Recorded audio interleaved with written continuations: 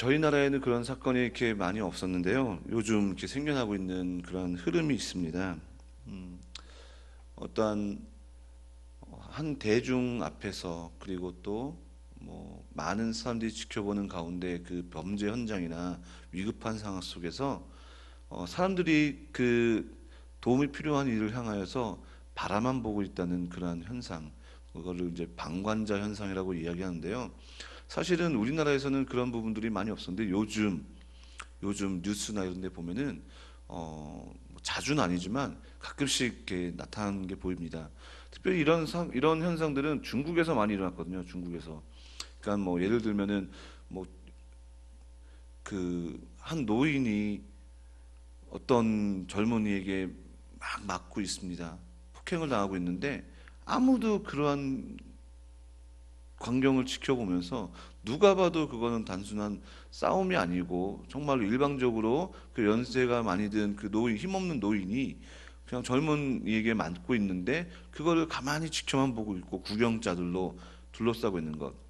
또 마음이 정말 안타까운데 작년이었나요? 우리나라에 굉장히 큰 사건이 하나 있었습니다. 대낮에 음, 그 여자친구를 헤어지자고 하는 여자친구를 아파트 주차장에서, 지하 주차장도 아니고요, 지상 주차장에서 그 대낮에 그 자기 여자친구였던 그 여자를 잔인하게 살해한 일들이 있죠. 근데 그 광경을 이렇게 지나가는 사람들이 지켜봤는데도 빠르게 신고를 하거나 도움을 요청하는데도 아무도 선뜻, 물론 두려움이 있었겠지만 선뜻 나서지 않았기 때문에 그 젊은 그 한 여자는, 그 여인은 세상을 떠나게 되는 그런 사건이 있습니다. 이런 부분들이 우리나라 뭐 중국 이런 게 아니라 요즘 시대가 그런지 몰라도 전 세계적으로 오늘 기사를 이렇게 보니까 뭐 미국에도 이런 일들이 있고요. 어느 나라에나 있습니다. 그래서 뭐 혹시라도 그런 일들이 있겠다면 이렇게 전문가들은 요령을 알려줍니다.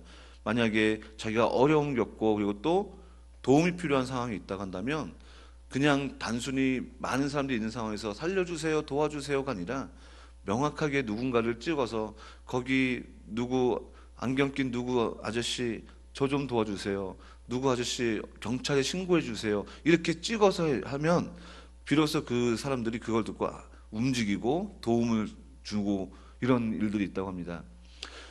결과적으로 정말로 누군가가 필요하고 누군가가 도움이 필요할 때에, 간절할 때에 어, 명확하게 구하는 대상이 중요하다는 것이죠. 오늘 우리가 이 시편 말씀을 통해서 보호를 구하는 기도라는 제목으로 함께 나누려고 합니다. 정말 우리는 우리의 신앙과 믿음으로 인해서 우리가 정말로 도움이 필요할 때 구하고 엎드려야 될 분이 누구인지를 잘 알고 있습니다. 그럼에도 불구하고 오늘 이 말씀을 통해서 우리가 왜 그 도움을 구하는 기도, 보호를 구하는 기도를 해야 되는지를 함께 조금 더 또 한번 살펴보려고 합니다. 이 보호를 구하는 기도는 굉장히 중요합니다. 먼저는 우리가 방금 전에 주기도문으로 고백했던 것처럼 마태복음 6장 13절에서 예수님께서 죄를 사하여 주시고 악에서 보호하여 달라고 기도하는 것처럼 늘 우리는 보호를 받아야 될 대상입니다. 보호를. 우리가 아무리 좋은지 단단한지 뭐 새콤으로 뭐 번호키를 누르고 또 경비가 있고 뭐 이렇게 할지라도 뭐 육신의 장막으로 살 때 우리의 육적인 부분으로는 충분히 보호를 받고 우리 스스로가 안전하게 지킬 수 있겠다고 하지만 사실은 그것도 우리는 완전히 100% 장담할 수가 없잖아요. 언제 우리가 믿고 있는 육신이 언제 고꾸라질지 모르는 그런 우린 유한한 인생이기 때문에 우리는 그 육신의 문제뿐만 아니라 육신의 문제도 하나님 앞에 보호를 구해서 기도해야 되는 것도 마찬가지지만 더 중요한 것은 영적인 문제죠. 왜냐하면 우리는 늘 악에 노출되어 있기 때문입니다. 우리는 늘 매 순간순간 살아가면서 주변이 악한 것뿐만 아니라 우리의 마음도 악하기 때문에 그 악이 쉽게 동화되어지고 쉽게 악을 품고 쉽게 악이 나아가고 쉽게 악한 행동들이 우리 안에서 나타나기 때문입니다. 그렇기 때문에 이 악에서 보호해달라고 하는 기도는 굉장히 중요합니다. 예수님께서 강조하셨던 것처럼요. 그리고 또 한 가지는 그 보호를 위한 기도가 중요한 이유는 우리가 정말로 의지하고 붙잡아야 될 대상이 누구인지가 분명히 드러나는 우리의 신앙의 고백과도 같은 것이기 때문입니다. 아무한테나 구해달라고 기도하지 않고 아무한테나 도와달라고 이야기하지 않지 않습니까? 물론 정말 급박한 상황이면 모르겠지만 정말 우리가 그 일들을 완전히 해결할 뿐임을 알고 있다면 그분에게 기도하는 것이 마땅한 것. 우리가 감기 걸리면 내과나 이비인후과 가는 것처럼, 우리가 관절이 부러지면은 정형외과를 가야 되는 것처럼 분명한 우리의 필요와 보호를 하실 수 있는 분이 누구인지 안다면 그분께 구하는 것이 당연한 것이기 때문입니다. 오늘 이 다윗은 그러한 보호를 구하는 기도를 하나님 앞에 드립니다. 여호와야, 나의 원수들을 인하여 주의 의로 나를 인도하시고 주의 길을 내 목전에 곧게 하소서라고 고백하고 있습니다. 결국은 하나님께서 다윗을, 또 하나님께서 하나님의 백성인 의인된 사람들을 구원하는 그 근거는 왜 구원하시느냐? 그 주변에 원수들과 악인들이 많기 때문입니다. 그렇기 때문에 우리가 어떤 어린 아이를, 나의 자녀들을 키울 때에 정말 그 아이를 항상 주목하고, 그 아이들이, 저도 이제 조만간 아이가 이제 세상에 태어나겠지만 걱정돼요. 과연 저도 사실 제가 정신이 되게 없는데 이 아이가 이제 걸어다니거나 막 아무거나 막 만지고 매달릴 때 어떻게 할까? 막 언제 어디서 그 아이가 뭐 어디에 부딪히고 찌고 넘어지고 또 무너뜨리고 이렇게 할지 모르기 때문에 늘 그 위험이 도사하기 때문에 그 아이에게 주목하는 것처럼 하나님께서 우리를 구하고 보호하는 그 목적도 마찬가지로 우리 주변에 그런 원수와 위협들이 많기 때문에 하나님께서 우리를 인도하시고 보호하신다는 것입니다. 그러한 하나님의 보호하심은 어쩌면 시편 23편에 나오는 하나님께서 의의 길로 인도하신다.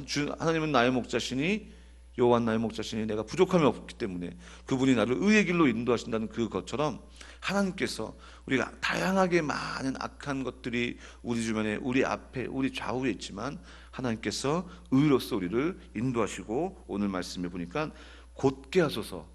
아무리 구부러진 인생길이 있지만 하나님께서는 자신의 백성들을 의로 곧게 인도하신다는 것을 이야기하고 있다고 합니다.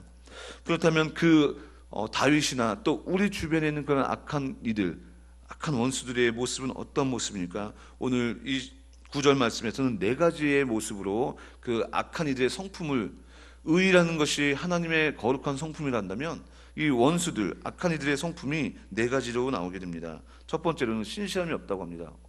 입에 늘 거짓이 악한 이들에게는 가득하다는 것이죠. 그리고 그들의 심중은 악하다고 합니다. 마음이 항상 악하다고 이야기하고 있습니다. 그리고 세 번째로는 저희 목구멍은 열린 무덤 같다고 이야기합니다. 이 열린 무덤 같다고 한다는 것은, 목구멍은 은유적인 표현이지만 말이죠. 말. 우리 목에서 나오는 말. 그 말들이 무덤이라. 그러면은 이 말로 인해서 사람을 죽이기도 하고 사람을 살리기도 한다는 얘기가 있는 것처럼 악인들은 그 목구멍에서 나오는 그 말들이 항상 죽음으로 인도하고 사망에 이르게 한다는 이야기를 하고 있습니다. 그와 마찬가지로 저희 혀로는 아첨합니다. 그러니까 그들의 혀와 그들의 행동은 항상 야비하고, 그리고 항상 하나님이 아닌 다른 것들에게 붙으려고 하는 그런 습성이 있다고 이야기하고 있는 것입니다. 그렇기 때문에 그런 악인들은 10절 말씀에 보니까 그런 악한 모습과 악한 성품을 인하여서 저희를 정죄하사 자기 꾀에 빠지게 하시고 저희를 쫓아내셔서 저희가 주를 배역함이니이다 라고 고백합니다. 결국은 악인들이 자신들이 심판받고 자기들이 하나님 앞에 쫓겨나게 되는 것은 결국 그들의 죄 때문이라는 것을 다윗은 고백하고 있고요. 또 한 가지, 이 10절에서는 다윗이 그들의 죄를 고자질하고 쟤네 좀 혼내주세요 하는 것이 아니라 다윗은 분명히 알고 있었다는 것이죠. 죄를 지은 이들의 결과가 어떤 것이고, 그리고 하나님 앞에 의지하고 하나님만 붙잡는 이 결과가 어떤 것인지 알고 있기 때문에 이 10절 말씀은 단순한 악인들에 대한 고자질, 그것이 아니라 믿음의 고백, 정말로 의인의 결과는 어떻게 되는 것이고, 그리고 죄인들의 결과는 어떤 것인지를 이 다윗은 분명히 알고 있다는 것입니다. 그렇기 때문에 이러한 죄인들의 결과는 분명합니다. 성경에서는 이 죄인들의 결과는 분명하다고 이야기합니다. 사망인 것이죠. 사망. 그 죄인으로서는 하나님 앞에 그 심판을 도무지 견딜 수가 없다고 성경은 끊임없이 이야기합니다. 그리고 성경은 그러한 죄인들이 끊임없이 우리 주변에 늘 나타난다고 합니다. 어쩌면 하나님이 신실하신 것처럼 이 죄인들도 참, 이 악인들도 신실하죠. 앞서서 말씀드렸던 그 악인들의 성품은 우리가 오늘 시편 여기서만 보여지는 게 아니라 어느 곳에 가든지 항상 그 악인들의 모습은 어떻게 그렇게 일관되고 어느 시대를 막론하고 똑같은지요. 아마 우리 주변이나 또 나이가 악해질 때 이 모습은 이 악인의 성품을 보면은 그래, 내가 이런 악인의 성품이었구나 고백이 되어지는 것 같습니다.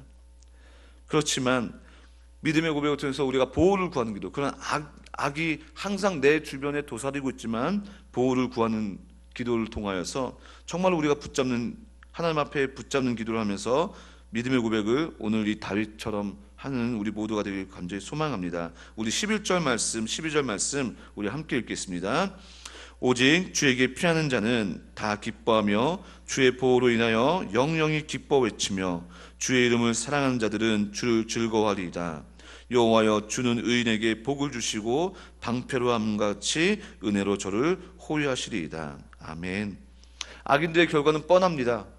절망이고 심판이고 사망이지만 하나님께 피하는 자는 오늘 말씀에 보니까 두 가지로 그의 결과가 나타나게 됩니다. 그 하나님의 보호하심으로 인해서 영원히 기뻐합니다.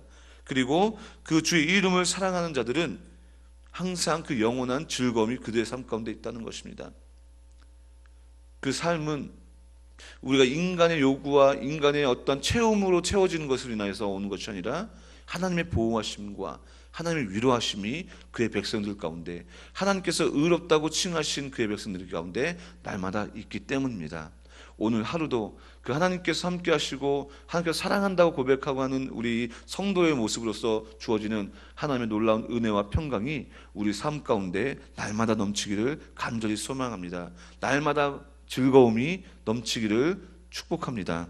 그리고 그러한 하나님이 12절 말씀에 의인에게 복을 주시고 방패와 같이 그 하나님의 사람을 보호하신다는 놀라운 은혜가 늘 함께하기를 소망합니다. 오늘 하루도 제가 이 시편 말씀을 하면서 늘 반복하는 말씀입니다.